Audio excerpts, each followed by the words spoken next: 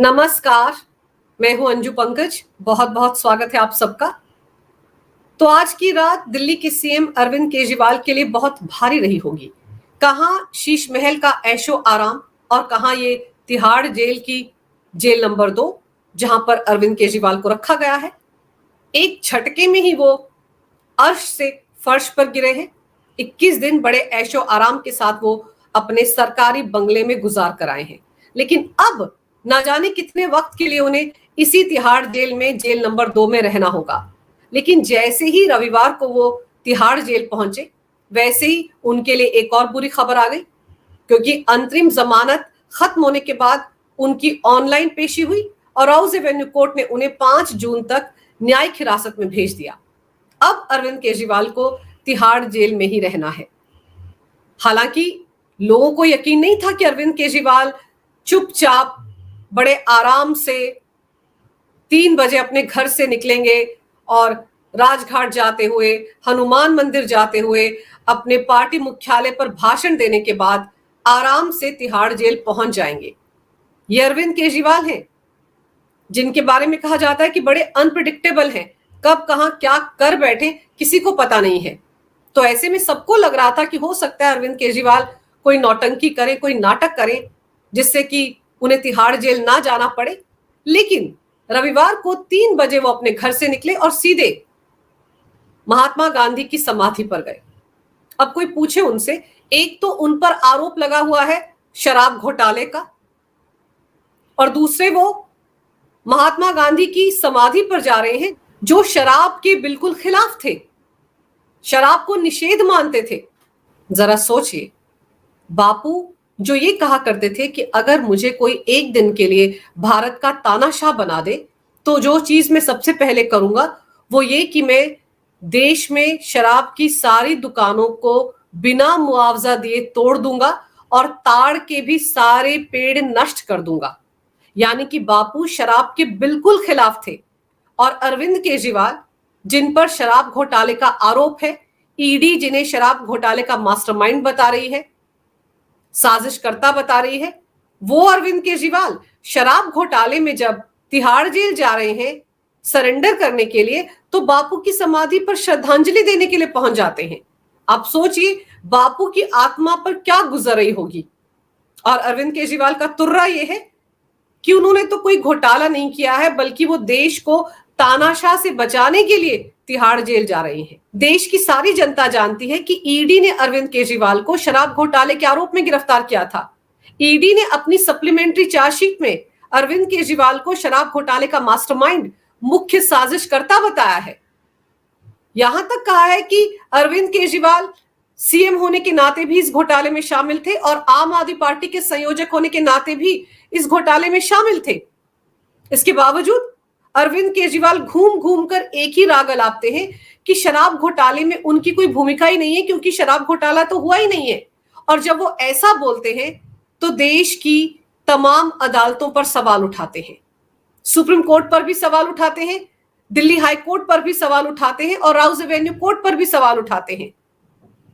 जबकि अपनी आंखों से वो पिछले 1.5 साल से देख रहे हैं कि मनीष सिसोदिया, पूर्व डिप्टी सीएम, वो भी शराब घोटाले के सिलसिले में तिहाड़ जेल में बंद है। अगर शराब घोटाला नहीं हुआ था तो फिर पिछले 16 महीने से सिसोदिया को जमानत क्यों नहीं मिल पाई? इन सवालों पर अरविंद केजरीवाल कुछ नहीं बोलते हैं, लेकिन ये कहते हैं कि शराब घोटाला हुआ नहीं है और उनको तो जानबूझकर फंसाया है मोदी सरकार ने। और फिर बापू की समाधि पर जाने के बाद वो कनॉट प्लेस में हनुमान मंदिर गए, वहां से वो अपनी पार्टी के मुख्यालय गए और वहां पर उन्होंने एक भाषण भी दिया। सबसे पहले उन्होंने अपनी पार्टी के कार्यकर्ताओं से कहा कि घबराना नहीं है, बिल्कुल उसी अंदाज में जैसे पाकिस्तान का पूर्व प्रधानमंत्री इमरान खान बोलता था, आपने घबराना नहीं है। तो अरविंद केजरीवाल ने भी अपनी पार्टी के कार्यकर्ताओं से कहा कि उन्हें एग्जिट पोल के नतीजे देखकर घबराने की जरूरत नहीं है, क्योंकि ये सारे के सारे एग्जिट पोल फर्जी हैं। उनका कहना था कि एग्जिट पोल के सारे नतीजे दरअसल मोदी सरकार को खुश करने के लिए दिए गए हैं। बढ़ा चढ़ाकर बताया गया है कि मोदी सरकार फिर से आ रही है, जबकि इंडी गठबंधन को तो 295 सीटें मिल रही हैं।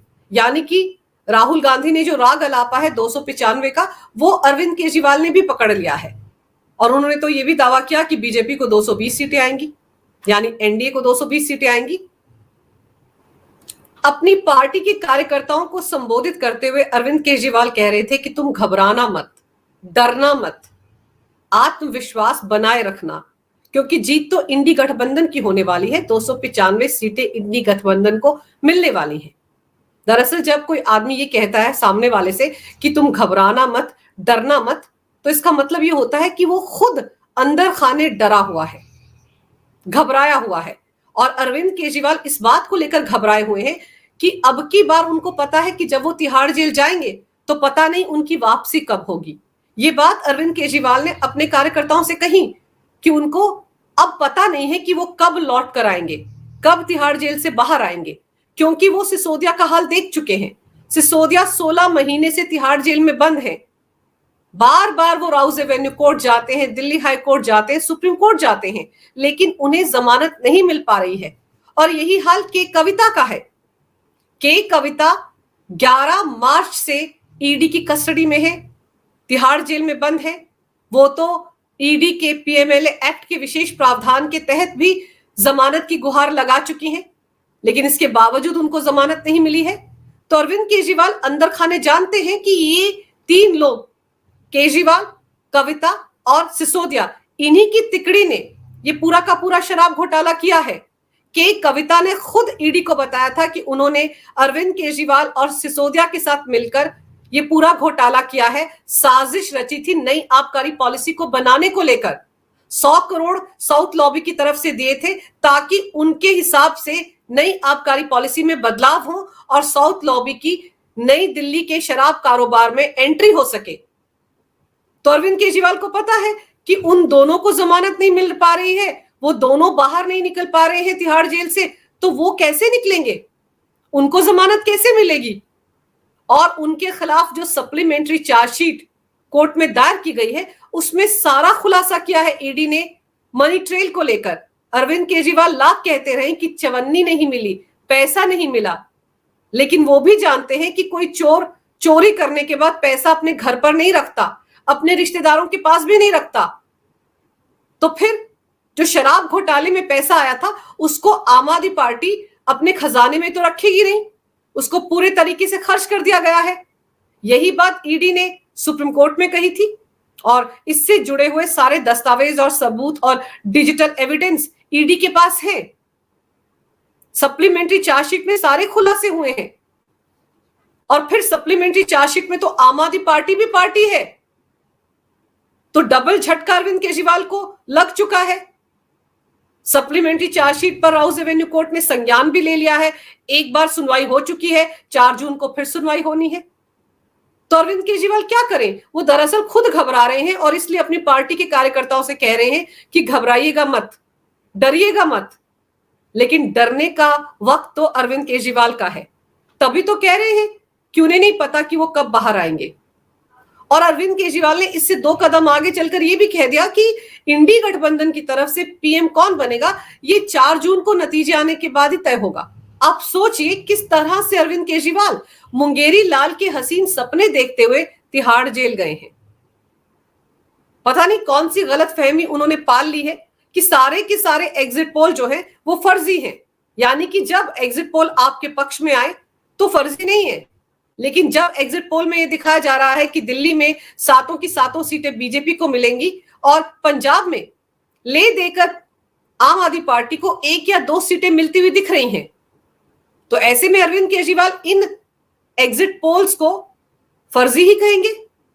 और कह भी क्या सकते हैं, वो तो उम्मीद लगाकर बैठे हैं कि दिल्ली की 4 की 4 सीटें उनकी झोली में आ रही हैं और 3 सीटें कांग्रेस को मिलेंगी और पंजाब में 13 की 13 सीटें उनकी झोली में आ रही हैं, चंडीगढ़ की सीट भी वो जीत रहे हैं। ये तो अरविंद केजरीवाल मानकर चल रहे हैं।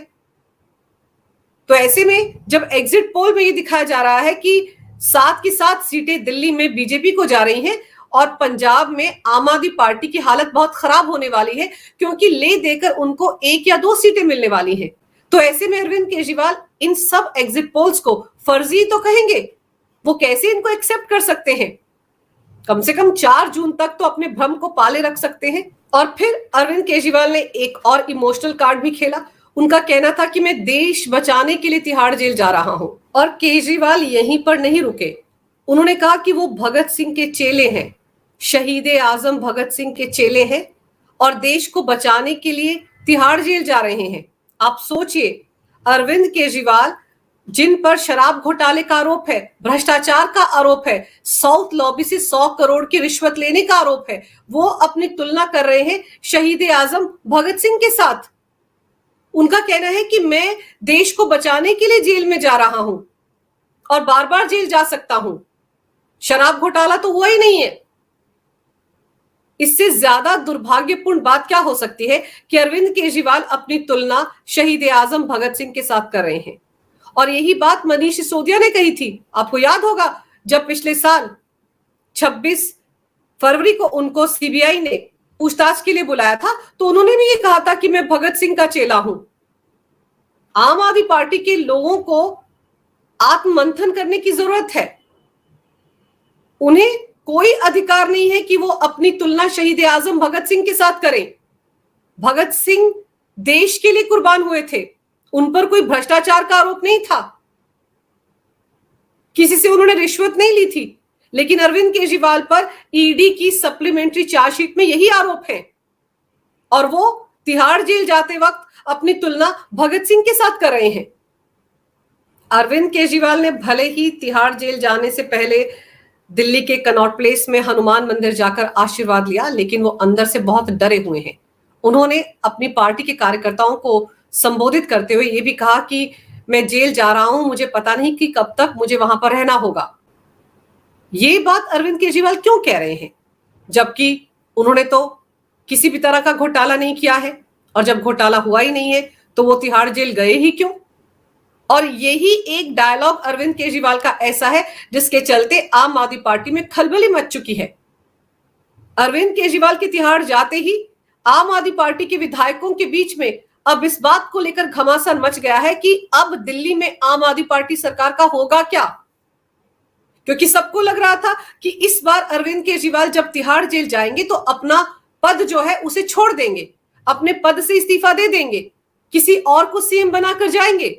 सबको तो यही लग रहा था कि वो अपनी पत्नी को सीएम की कुर्सी पर बिठाकर जाएंगे। लेकिन दिक्कत यह है कि आम आदमी पार्टी का एक भी विधायक अपनी सीट खाली करने को राजी नहीं हुआ, क्योंकि अगर अरविंद केजरीवाल अपनी पत्नी सुनीता केजरीवाल को सीएम की कुर्सी पर बैठाना चाहेंगे तो सबसे पहले उन्हें आम आदमी पार्टी के किसी एक विधायक से इस्तीफा लेना पड़ेगा, कोई ना कोई एक विधानसभा सीट को खाली करवाना पड़ेगा। लेकिन ऐसा लगता है कि वो किसी भी विधायक को राजी नहीं कर पाए, इसलिए वो अपनी पत्नी को सीएम की कुर्सी देकर नहीं गए और अपनी पत्नी के अलावा किसी और को वो सीएम बनाना भी नहीं चाहते, क्योंकि अगर किसी और को सीएम बनाएंगे तो ये जो 45 करोड़ का शीश महल है इसे खाली करना पड़ेगा। जो सीएम बनेगा वही तो उसमें रहेगा, क्योंकि ये तो सीएम का सरकारी आवास है। 2020 में कोविड काल में जब अरविंद केजरीवाल ने ये शीश महल बनवाया था, तब अरविंद केजरीवाल ने मान लिया था कि वो हमेशा हमेशा के लिए दिल्ली के सीएम रहेंगे, क्योंकि मुफ्त की रेवड़ियां वो दिल्ली की जनता को बांटते रहेंगे और दिल्ली का वो लाभार्थी वर्ग हमेशा उनको वोट देता रहेगा और इस तरह से वो हमेशा हमेशा के लिए दिल्ली के सीएम की कुर्सी पर बैठे रहेंगे। लेकिन शराब घोटाले ने उन्हें फंसा दिया, उनके जितने भी मंसूबे थे उन पर पानी फेर दिया। तो अब जब अरविंद केजरीवाल तिहाड़ जेल में पहुंच गए हैं, उनकी तिहाड़ जेल में वापसी हो गई है, तो उसके बाद आम आदमी पार्टी में घमासान मचना तय है, क्योंकि जितने भी विधायक हैं आखिर उनका भविष्य क्या है। अरविंद केजरीवाल अगर चाहेंगे कि वो तिहाड़ जेल के अंदर बैठकर सरकार चला सके इस बार, तो ये बहुत नामुमकिन है। जैसे ही 4 जून को नतीजे आएंगे उसके बाद सबसे बड़ा फैसला मोदी सरकार दिल्ली को लेकर ही लेगी।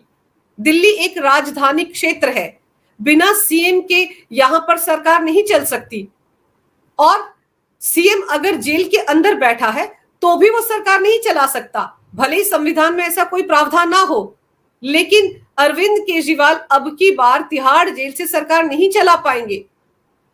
पहले तो उनको सुप्रीम कोर्ट का दरवाजा खटखटाना पड़ेगा कि कैबिनेट की बैठकें वो ले पाए तिहाड़ जेल के अंदर, और फिर जो अलग अलग विभागों की फाइलें होती हैं, क्या ऐसा कोई प्रावधान है जिनके तहत जेल के अंदर इन सारी फाइलों को, जो कि सरकार के कामकाज से जुड़ी होती हैं, सीक्रेट फाइलें होती हैं, क्या इनको तिहाड़ जेल के अंदर ले जाया जा सकता है? क्या अगर आम आदमी पार्टी इसके लिए सुप्रीम कोर्ट या दिल्ली हाईकोर्ट का दरवाजा खटखटाती है तो क्या उनको इसकी इजाजत मिल सकती है? ये सारे ऐसे कानूनी दांवपेच हैं जिनमें अरविंद केजरीवाल का ये तिहाड़ से सरकार चलाने का जो सपना है वो दबकर रह जाएगा। और इसीलिए अरविंद केजरीवाल चिंतित है, क्योंकि तिहाड़ जेल जाते वक्त उन्हें पता था कि हो सकता है कि अब जब वो तिहाड़ से बाहर आए तो क्या पता ये शीश महल रहे या ना रहे, इस शीश महल का मालिक कोई और बन जाए। कम से कम अरविंद केजरीवाल को दोबारा तिहाड़ जेल जाने से पहले आम आदमी पार्टी के संयोजक की कुर्सी तो किसी को सौंप कर जाना चाहिए था। तिहाड़ जेल से वो सरकार चला लेंगे, लेकिन कम से कम पार्टी तो कोई और चलाए, क्योंकि पार्टी पर भी संकट है। पार्टी भी ईडी की चार्जशीट में आरोपी बन चुकी है। पहली बार भारत के इतिहास में किसी राजनीतिक दल को आपराधिक साजिश में शामिल होने के लिए आरोपी बनाया गया है। तो अगर अरविंद केजरीवाल तिहाड़ जेल में रहकर परेशान हैं, तो बाहर उनकी पार्टी के विधायक और नेता भी परेशान हैं, क्योंकि उन्हें पता ही नहीं है कि पार्टी का भविष्य क्या होने वाला है। अदालत में जब सुनवाई शुरू होगी चार्जशीट पर, तब पता चलेगा कि किस किस तरीके के आरोप हैं अरविंद केजरीवाल पर और आम आदमी पार्टी पर। और इसके अलावा अरविंद केजरीवाल को चिंता पंजाब की भी है। चलिए, पंजाब में 4 जून को पता चल जाएगा कि लोकसभा में कितनी सीटें आम आदमी पार्टी को मिली, लेकिन वहां पर जो भगवंत मान सरकार है उसको लेकर अरविंद केजरीवाल आशंकित है, क्योंकि अंदर खाने खबरें आती रहती हैं कि हो सकता है भगवंत मान अलग से कोई खिचड़ी पका ले, हो सकता है कि वो अपने कुनबे को लेकर अलग हो जाए, आम आदमी पार्टी को छोड़ दे। ये खबरें भी आ रही हैं और ये खबरें भी अरविंद केजरीवाल को परेशान कर रही हैं।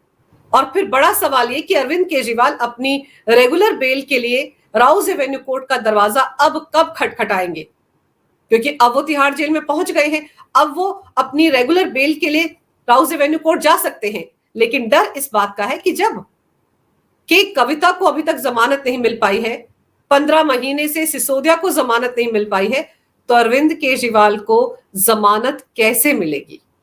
ये डर इस वक्त अरविंद केजरीवाल को घेरे हुए है।